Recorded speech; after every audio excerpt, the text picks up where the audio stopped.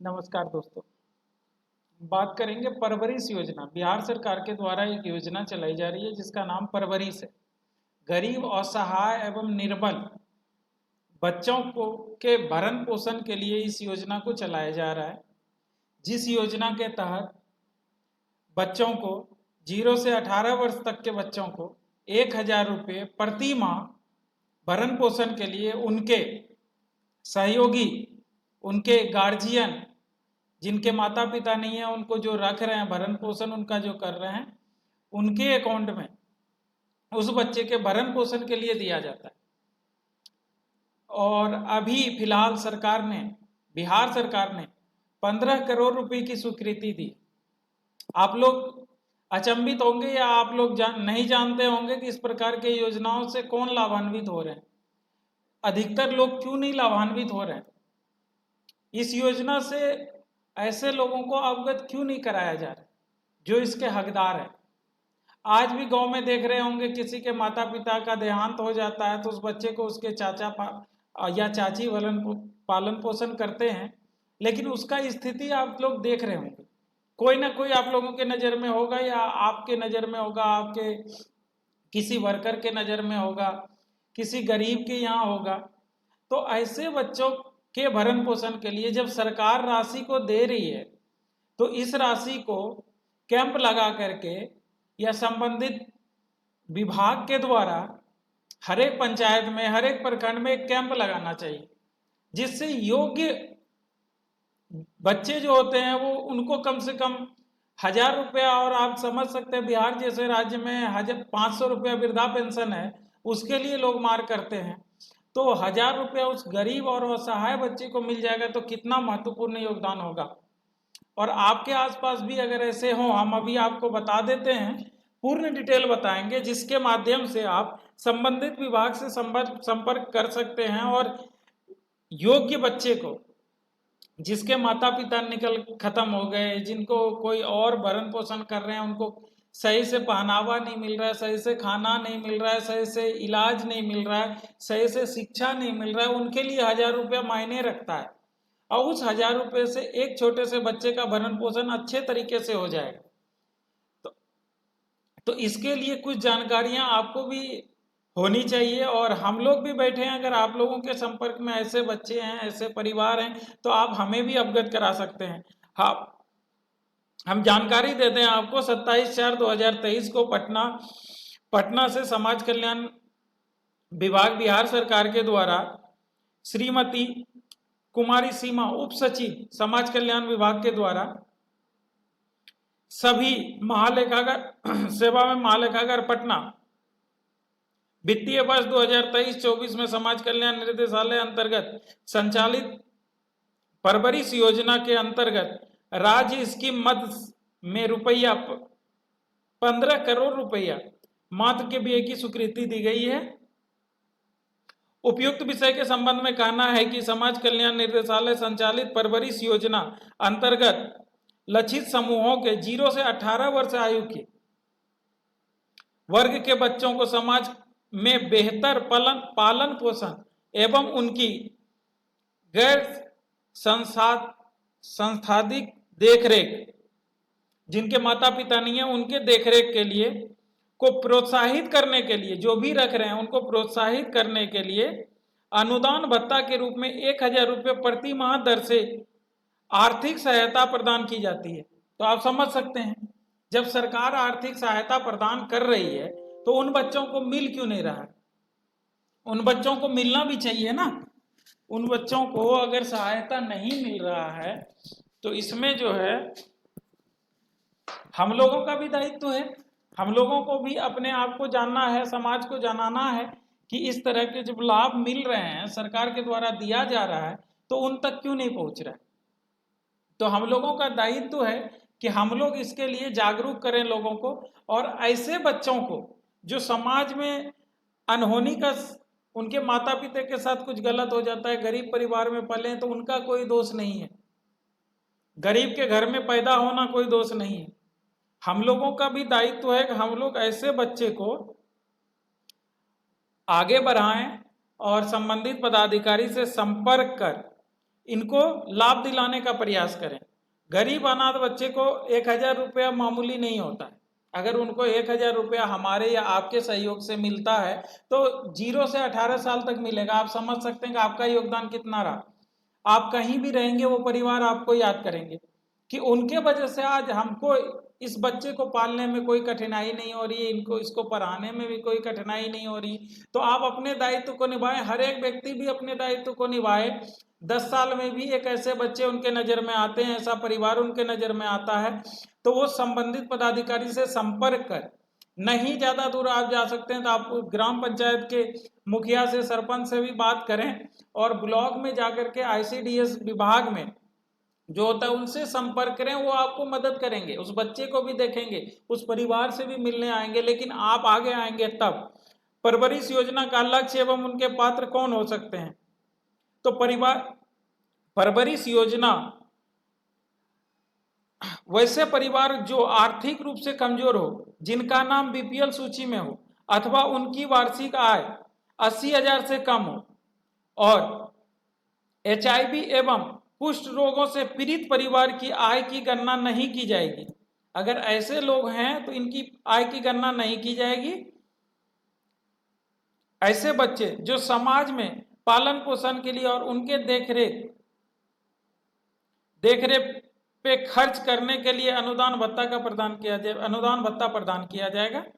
अनाथ एवं किन किन लोग कैसे बच्चे इसका लाभ ले सकते हैं वो भी जानना बहुत जरूरी है। तो इसके लाभ के लिए अनाथ एवं बेसहारा बच्चों को इस योजना का लाभ मिलेगा। अनाथ बच्चे जो अपने रिश्तेदार के साथ रह रहे हैं उनको भी इस योजना का लाभ मिलेगा। HIV कुष्ठ रोग के पीड़ित बच्चे, अगर कोई HIV और कुष्ठ रोग से पीड़ित हैं, उनके बच्चे जिनके भरण पोषण के लिए वो नहीं कमा रहे हैं, उनके माता पिता नहीं कमा रहे हैं, ऐसे बच्चे को भी 1,000 रुपये आर्थिक मदद के रूप में सरकार दे रही है। हमने प्रथम RTI जो है अपने जिला में इसी योजना के तहत लगाया था, जिससे हमको जानकारी प्राप्त हुआ कि बहुत कम लोग ले रहे हैं जिला में जिनको। और आप भी देख रहे होंगे, आपके समाज में 1-2 लोग होंगे तो आप समझ सकते हैं पूरे जिला में कितने पंचायत हैं, कितने टोला है, कितने मोहल्ला है। तो कोई हमको लगता है अक्सर हर एक मोहल्ले में ऐसे बच्चे मिलेंगे। तो ऐसे बच्चे को लाभ क्यों नहीं दिया जा रहा? ऐसे बच्चे को लाभ दिलाने का श्रेय क्यों नहीं ले रहे हैं कोई? आप बड़े बनिए, आप ऐसे बच्चे को लाभ दिलाइए, आप उनके भरण पोषण में सहयोग कीजिए, आपको ईश्वर दुआ देंगे।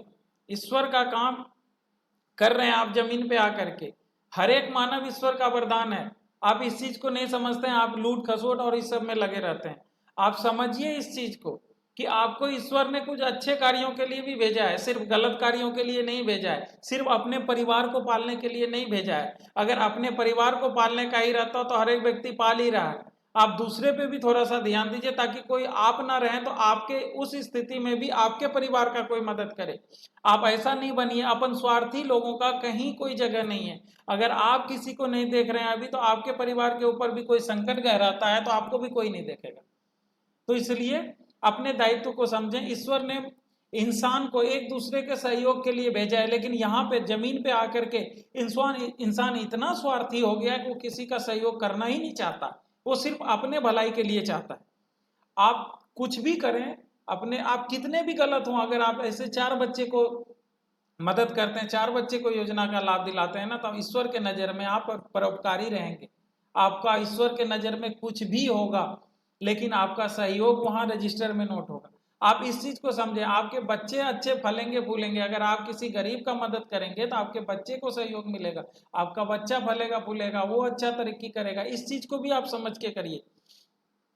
परवरिश योजना के लिए पात्रता। परवरिश योजना का लाभ 18 वर्ष से कम उम्र के बच्चों को दिया जाएगा। पालन पोषण करने वाला अथवा माता पिता गरीबी रेखा से नीचे BPL परिवार में आता हो, उनकी वार्षिक आय 60 से कम हो, HIV एवं कुष्ठ रोग के मामले में गरीबी रेखा के अधीन अथवा आर्थिक आय 70,000 की अनिवार्यता मान्य होगा। परवरिश योजना में अनुदान की राशि कितनी मिलेगी? 0 से 6 वर्ष के उम्र के बच्चे को, एग्जैक्ट तो नहीं लेकिन अभी जो रेशियो आया है हमारे पास, 900 प्रति माह, 6 से 18 वर्ष की उम्र के बच्चे को 1000 प्रति माह। परवरिश योजना का लाभ प्रति माह बच्चा एवं उनके रिश्तेदार जो उनका भरण पोषण कर रहे हैं, दोनों के नाम से ज्वाइंट अकाउंट खुलेगा, खाता होना चाहिए, उसी खाता में अनुदान की राशि हस्तांतरित किया जाएगा। परवरिश योजना का लाभ प्राप्त करने हेतु आवेदक अनाथ एवं बेसहारा बच्चे अथवा अनाथ बच्चे की स्थिति में बच्चों के परिवार का मुख्य व्यक्ति जो बच्चों का पालन पोषण करता हो, ऐसे लोगों को भी दिया जाएगा।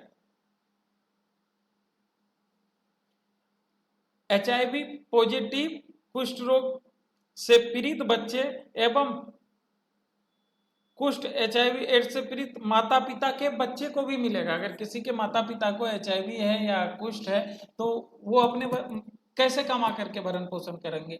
तो सरकार ने इनके बच्चों के लिए भी इस परवरिश योजना में लाभ देने का प्रावधान रखा है, और लोग जानकारी के अभाव में इस योजना का लाभ नहीं ले पा रहे हैं। आप लोगों से हाथ जोड़ करके विनम्र निवेदन है कि जो भी जानकारी है, सरकार के द्वारा जो भी लाभ गरीब बच्चे, इसमें आपका या किसी भी जनप्रतिनिधि का कोई रोल नहीं है। जनप्रतिनिधि अगर आपको बनाया गया है तो इसमें आपको 2 रुपया भी मिलने वाला नहीं है। आप कराते हैं तो भी, नहीं कराते तो भी। ये इंदिरा आवास शौचालय और ये सब तो है नहीं। आप ऐसे काम करें ना, आप इंदिरा आवास शौचालय में 2 रुपया लेते हैं, ये सभी को जग जाहिर है, लेकिन आप वही काम करते हैं जिसमें आप पैसा लेते हैं, जिसमें आपको पैसा मिलना चाहिए। आप ऐसा काम क्यों नहीं करते हैं जिसमें आपको 2 रुपया नहीं मिलना होता है? अपने आसपास के बच्चे को क्यों मरने छोड़ देते हैं? क्यों धूल मिट्टी फांकने के लिए छोड़ देते हैं? क्यों नहीं उनको जागरूक करते हैं? क्यों नहीं ऐसे परिवार को जो भी उसका भरण पोषण करता है, अगर उसको 1000 रुपया मिलेगा तो 200 रुपया महीने बच्चे को ट्यूशन खर्च भी वो दे सकते हैं। हम ऐसा प्रयास भी करने के लिए इच्छुक हैं कि ऐसे बच्चे का लिस्ट जिनको परवरिश योजना का लाभ सरकार के द्वारा दिया जा रहा है, प्राइवेट स्कूल से संपर्क कर हम ऐसे बच्चे को, अगर नॉर्मल बच्चे का फीस अगर 500 रुपया तो ऐसे बच्चे का फीस 250 रुपया इसी तहत हम करवाने का प्रयास करेंगे। और इसके लिए हम संबंधित विभाग के BEO एवं ब्लॉक प्रखंड शिक्षा पदाधिकारी से भी संपर्क करेंगे कि स्कूल, प्राइवेट स्कूल बहुत सारे हैं जिसमें ऐसे प्रावधान नहीं है। ऐसे प्रावधान को भी हमें लाना पड़ेगा। सरकार के नीति निर्देश के अनुसार भी कोई प्राइवेट स्कूल काम नहीं करता है। अगर कोई प्राइवेट स्कूल इस तरह के बच्चे को, हर एक पंचायत में हमको लगता है 1-2 स्कूल तो आज प्राइवेट है, अगर हर एक पंचायत एक ही बच्चे को एडॉप्ट करेगा और उनको भी आधे रेट पे एडॉप्ट करेगा तो ऐसे स्कूल का भी मान्यता बढ़ेगा, ऐसे स्कूल के संरक्षक का भी समाज के प्रति दायित्व बढ़ेगा, समाज का भी उनके प्रति दायित्व बढ़ेगा। तो ऐसे ऐसे लोगों को पहल करना चाहिए जिससे कि गरीब और असहाय बच्चों का भी भरण पोषण हो। अगर 100 बच्चे 500 रुपया दे रहे हैं स्कूल में फी, अगर 4 बच्चे 250 रुपया देते हैं तो उस स्कूल प्रबंधक को भी किसी भी प्रकार का हानि नहीं होगा और समाज में ऐसे प्रबंधक का इज्जत बहुत अच्छे स्तर पे जाएगा, एक परोपकारी स्तर पे जाएगा। इस स्तर से स्कूल का प्रमोशन भी होगा। तो हम विनम्र निवेदन करते हैं कि जो भी सक्षम है ऐसे बच्चे को लाभ दिलाएं, ऐसे बच्चे के लिए कुछ पहल करें ताकि इसका भविष्य उज्जवल और सुखमय हो। आप लोगों से निवेदन है कि अगर आपको इस प्रकार का सूचना अच्छा लगता है, भविष्य में और भी इस प्रकार के सूचना के लिए आप हमें प्रोत्साहित करेंगे तो हम अक्सर आपके लिए नए नए सूचना लाएंगे और ऐसे बच्चों को आगे बढ़ाने में मदद करेंगे। आप लोग भी समाज में अपना दायित्व को निभाएं। यही बस लास्ट विनम्र निवेदन है। जय हिंद, जय भारत।